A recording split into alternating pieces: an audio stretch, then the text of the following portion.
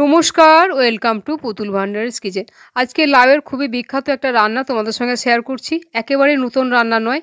এই রান্নাটা খুবই পুরনো রান্না এবং খুব সাধারণ একটা রান্না। এই রান্নাটা তোমরা সবাই করো। তা আমি যেভাবে করছি সেই রান্নাটাই তোমাদের সঙ্গে শেয়ার করছি।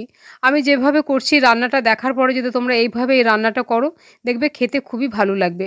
আর এই লাউয়ের রান্নাটা রুটি দিয়ে বা ভাত দিয়ে সব কিছুর সঙ্গেই খেতে খুবই ভালো লাগে। তা আমি আজকে এখানে রান্না করবার জন্য নিয়েছি অর্ধেকটা লাউ নিচ্ছি, অর্ধেকটা লাউ দিয়ে আজকে আমি রান্নাটা করব। আর লাউটা দেখেই বুঝতে পারছো খুবই কচি, একেবারে এখনও দানা হয়নি। এরকম কচি লাউ দিয়ে যে কোনো রান্না খেতে খুবই ভালো লাগে। আর লাউ কেনার সময় যদি এরকমভাবে একটু নখ দিয়ে দেখে নাও, দেখো খুব সহজে নখটা চেপে যাচ্ছে আর এখনও আঠা বেরোচ্ছে। এরকম দেখে যদি লাউ কেনো, সেই লাউ কিন্তু খুবই কচি হয়। তা আজকে লাউটা রান্না করবার জন্য লাউটাকে আমি প্রথমে পরিষ্কার করে ধুয়ে নিয়েছি আর লাউগুলোকে এইভাবে বড় বড় টুকরো করে কেটে নিয়েছি। বড় বড় টুকরো করে কেটে নেওয়ার পরে লাউগুলোকে আবারও আমি পরিষ্কার করে একবার ধুয়ে নিয়েছি। খুবই সহজ একটা রান্না। তা আজকে যে রান্নাটা আমি যা দিয়ে করব, এইভাবে তোমরা এই রান্নাটা একদিন করে খেয়ে দেখবে, আশা করছি ভালো লাগবে। আর ভালো লাগলে একটা লাইক শেয়ার কমেন্ট করবে আর প্লিজ আমার চ্যানেলটিকে সাবস্ক্রাইব করে তোমরা আমার পাশে থাকবে। গ্যাস অন করে প্রেসার কুকার বসিয়ে দিয়ে এখানে বড় কাপের 1 কাপ পরিমাণে জল দিয়ে দিলাম। এখন জলের মধ্যে কেটে রাখা লাউগুলো দিয়ে দিচ্ছি। জলের মধ্যে এখন আমি নুন বা হলুদ কোনো কিছুই দেব না। এখন লাউগুলো জলের মধ্যে বেশ ভালো করে এইভাবে একটুখানি মিশিয়ে দিলাম, যাতে লাউটা ভালোভাবে জলের মধ্যে ডুবে যায়। এখন প্রেসার কুকারের ঢাকনা বন্ধ করে দিচ্ছি। মাঝারি আঁচে এটাকে আমি একটা সিটি দিয়ে দেবো, খুব বেশি লাউটা গলিয়ে দেব না। একটা সিটি পড়ে গেছে, এখন আমি ভেপারটা খুলে দিচ্ছি। ভেপারটা খুলে প্রেসার কুকারের ঢাকনাটা খুলে দেবো।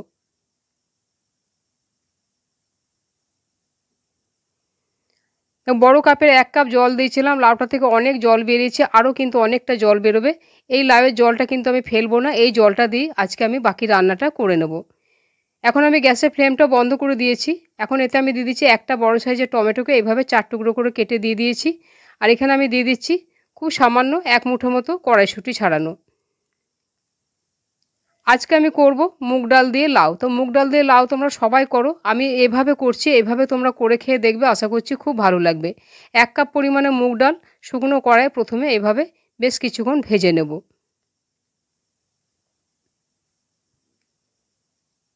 মুগ ডাল দিয়ে লাউয়ের রান্নাটা খেতে খুবই ভালো লাগে, সব কিছুর সঙ্গে এটা বেশ ভালো লাগে। বেশ কিছুক্ষণ কম আঁচে নাড়াচাড়া করে ডালটাকে বেশ একটু লালচে লালচে করে ভেজে নিচ্ছি।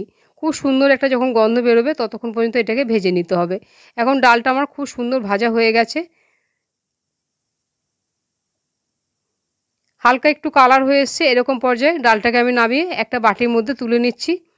এখন এই বাটির মধ্যে যে ডালটা তুলে নিয়েছি, এই ডালটাকে এখন জল দিয়ে খুব পরিষ্কার করে 2 বা 3 বার জল পাল্টে পাল্টে চটকে চটকে ডালটাকে ধুয়ে নিতে হবে।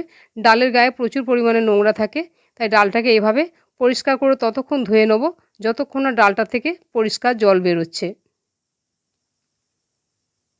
ডালটা প্রায় 3-4 বার আমি জল পাল্টে পাল্টে ধুয়েছি, এখন জলটা পুরো পরিষ্কার এসেছে। এখন প্রেসার কুকারের মধ্যে আমি এই ধুয়ে রাখা মুগ ডালটা দিয়ে দিচ্ছি। এতে আর খুব বেশি জল দেওয়ার প্রয়োজন হবে না, খুব সামান্য পরিমাণে একটু জল দিচ্ছি, কারণ এর মধ্যে নুন দিলে লাউটা থেকে আরও অনেকখানি জল বেরিয়ে যাবে, তাহলে ডালটা খুব বেশি পাতলা হয়ে যাবে। ভালোভাবে একবার নাড়াচাড়া করে দিচ্ছি, গ্যাসের আঁচটা মিডিয়ামে রেখেছি। এখন আমি এতে দিয়ে দেবো পরিমাণ মতো নুন দিয়ে দেবো। আর লাউয়ের মধ্যে খুব বেশি হলুদ দিলে ভালো লাগে না, তাই খুব সামান্য পরিমাণে একটু হলুদ দিয়ে দিচ্ছি। আর এখানে কয়েক ফোঁটা সর্ষের তেল দিয়ে দিচ্ছি, তাহলে ডালটা খুব ভালো সুসেদ্ধ হবে। আর ডালের যে ফেনাটা, এটা প্রেসার কুকারের মধ্যে একেবারেই লেগে যাবে না। খুব ভালোভাবে এটাকে আবার নাড়াচাড়া করে দিচ্ছি। এখন প্রেসার কুকারের ঢাকনা বন্ধ করে এটাকে আমি এভাবে মাঝারি আঁচে 5 মিনিটের জন্য সেদ্ধ করে নেব। একেবারে গলিয়ে দেব না, তাহলে কিন্তু লাউটা একেবারে ম্যাশ হয়ে যাবে, ডালটাও ফেনা ফেনা হয়ে যাবে, দেখতে বা খেতে ভালো লাগবে না। তাই 5 মিনিট পরেই প্রেসারে ভেপারটা খুলে বের করে নিচ্ছি।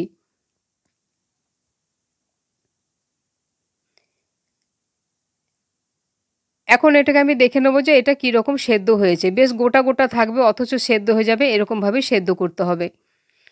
মুগ ডাল তো খুবই নরম, খুব সুন্দর সেদ্ধ হয়ে গেছে। লাউটাও দেখেই বুঝতে পারছো লাউটা খুব সুন্দর সুসেদ্ধ হয়েছে, অথচ গোটা আছে, এরকমভাবে সেদ্ধ করে নিতে হবে। এই লাউ দিয়ে মুগ ডালের মেন উপকরণ হচ্ছে ফোড়ন। তা ফোড়নটা যে যেভাবে দাও সেই রকমই স্বাদ হয়। আমি যা যা ফোড়ন দিয়ে করব, এইভাবে এই ফোড়ন দিয়ে তোমরা লাউ দিয়ে মুগ ডালটা করে খেয়ে দেখবে, অসম্ভব সুস্বাদু হবে এইভাবে করলে। 1 টেবিল চামচ সর্ষের তেল দিয়ে দিলাম। ফোড়নটা সর্ষের তেল দিয়ে করলে বেশি সুস্বাদু হবে। চা চামচের হাফ চামচ দিলাম গোটা জিরে, আর 1 চামচ দিয়ে দিচ্ছি 5 ফোড়ন। একটা শুকনো লঙ্কা দিচ্ছি ফোড়নে, আর একটা তেজপাতাকে 2 টুকরো করে দিয়ে দিচ্ছি। আর খুব সামান্য 1 চুটকি পরিমাণে হিং দিচ্ছি। হিং দেওয়ার সময় গ্যাসের ফ্লেমটা আমি একেবারে কমিয়ে দিয়েছি। হিং পুড়ে গেলে কিন্তু তেতো হয়ে যাবে। এই লাউ দিয়ে মুগ ডালের মধ্যে একটু হিং ফোড়ন দিলে খেতে দুর্দান্ত লাগে। তবে যদি তোমরা হিং খেতে অপছন্দ করো তাহলে হিংটা বাদ দিয়ে দেবে। খুব সুন্দরভাবে কম আঁচে ফোড়নটাকে তৈরি করে নিয়েছি। এখন এখানে চা চামচে হাফ চামচ পরিমাণে আদা বাটা দিয়ে দিলাম। কম আঁচে আদাটাকে খুব ভালো করে নাড়াচাড়া করে ভেজে নিতে হবে। আমি যা যা দিয়ে ফোড়নটা করছি এইভাবে তোমরা ফোড়নটা করে দেখবে। এইভাবে ফোড়নটা করলে লাউ দিয়ে মুগ ডালটা খেতে একেবারে দুর্দান্ত স্বাদের হয়। কম আঁচে আদাটাকে খুব ভালো করে ভেজে নিচ্ছি। খুব সুন্দর একটা ফোড়নের গন্ধ বেরোচ্ছে। বেশ সুন্দরভাবে যখন এরকম ভাজা হয়ে যাবে, আদাটা যাতে পুড়ে না যায় সেদিকেও খেয়াল রাখতে হবে। এখন আমি এই তেলের মধ্যে দিয়ে দিচ্ছি চা চামচের 1 চামচ পরিমাণে চিনি। এই তেলের মধ্যে চিনিটা দিলে ডালটার মধ্যে একটা দুর্দান্ত কালার আসে, আর খেতেও বেশ ভালো হয়। আর লাউ দিয়ে মুগ ডাল একটু মিষ্টি হলে খেতে ভালো হয়, তবে ঝাল মিষ্টিটা তোমরা তোমাদের স্বাদ অনুপাতে দেবে। খুব ভালোভাবে ফোড়নটা তৈরি হয়ে গেছে। এখন সেদ্ধ করা লাউ আর মুগ ডালটা দিয়ে দিলাম। বেশ ভালোভাবে এটাকে নাড়াচাড়া করে দিচ্ছি। এই যে ফোড়নটা দিয়েছি, ফোড়নটা দেওয়ার পরেও কিন্তু এখনও আমার একটুখানি রান্নাটা বাকি আছে, তাই রান্নাটা সম্পূর্ণ দেখার অনুরোধ জানাচ্ছি। এতে কিন্তু আর জল আমি দেব না। যদি তোমাদের জল দেওয়ার প্রয়োজন হয় সেক্ষেত্রে অবশ্যই গরম জল দেবে। ভালোভাবে এটাকে নাড়াচাড়া করে দিয়েছি। এখন আমি এতে 2টো কাঁচা পাকা লঙ্কা দিচ্ছি। এই কাঁচা পাকা লঙ্কার গন্ধটাও এর মধ্যে খুব ভালো যাবে। ভালোভাবে নাড়াচাড়া করে এটাকে এখন আমি কম আঁচে 5 থেকে 7 মিনিটের জন্য এটাকে ফুটতে দেব। তাহলে ফোড়নের সমস্ত গন্ধটা ডালের মধ্যে খুব ভালোভাবে মিশে গিয়ে একেবারে দুর্দান্ত স্বাদের একটা গন্ধ হবে।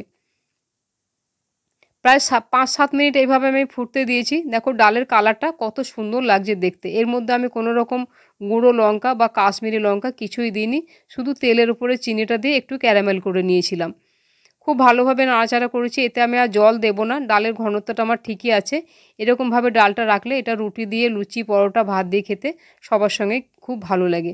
যখন এরকমভাবে নাড়াচাড়া করে নিয়েছি, এখন আমি এতে দিয়ে দেবো বেশ কিছুটা কোচানো ধনেপাতা।